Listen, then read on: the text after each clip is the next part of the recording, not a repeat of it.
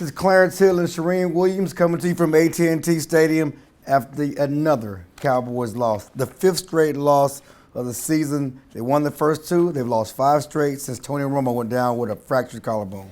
I don't think it matters who plays quarterback for this football team until Tony Romo gets back. Saw him after the game, and he'll return to practice on Wednesday, but he can't play until November 22nd against the Dolphins. Until Tony Romo is back at quarterback, this team has no guarantees to get over the hump here. You know, right now this is a losing team. They keep finding ways to lose. The only saving grace for the Cowboys is they play in the worst division in football. I don't know. Well, now the NFC South is going to compete. The bottom line is the division is not running away and hiding from them. And that's their only hope. The Giants are 4-4. The Eagles are 3-4. The Redskins are 3-4. The Cowboys are 2-5. They face a crucial game against the Eagles next week.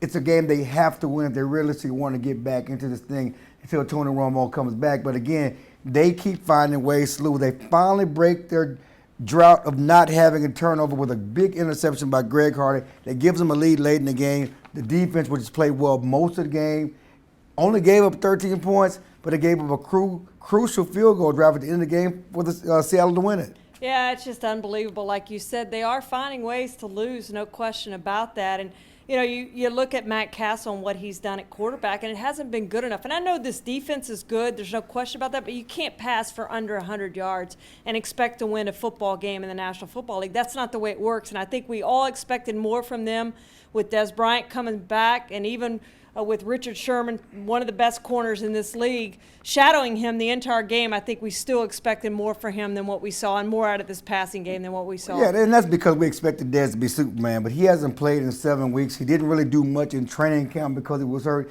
It's going to be a while before Dez is Dez, and everybody wants Dez to step on the field and be Dez and be that impactful player, but he's rusty, he's out of shape, and it's going to take him a while to get back. In the meantime, they have to find a way to win. They have to find a way to get some wins. Certainly, passing for 100 yards is not going to help. They need more from the running game. They need more from other guys, and they need playmakers on defense.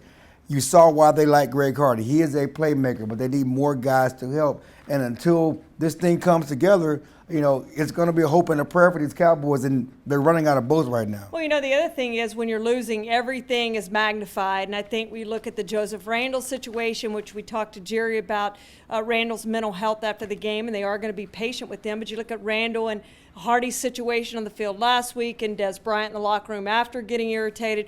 All these things add up when you're losing, and it's going to continue to be that way until they can find a way to win a football game. 6-13, I think, now without Tony Romo as their starting quarterback. The last time they won without Romo, Stephen McGee started that meaningless game against the Philadelphia Eagles in 2010. So this is a team that tells you how valuable Tony Romo is to this football team. He is the MVP. I voted for him for MVP last year, obvious reasons. They miss him out here. Well, winning begets winning. Losing begets losing. It is contagious on both sides. The Cowboys have lost 5 straight games for the first time since 2010, the year they started 1-7, fired Wade Phillips, and hired Jason Garrett. They now are facing a possible 6-game losing streak next Sunday against the Eagles, which they need to avoid for the first time since 1989 when they went 1-15. It has to start now for the Cowboys. We'll see you later in the week from Valley Ranch.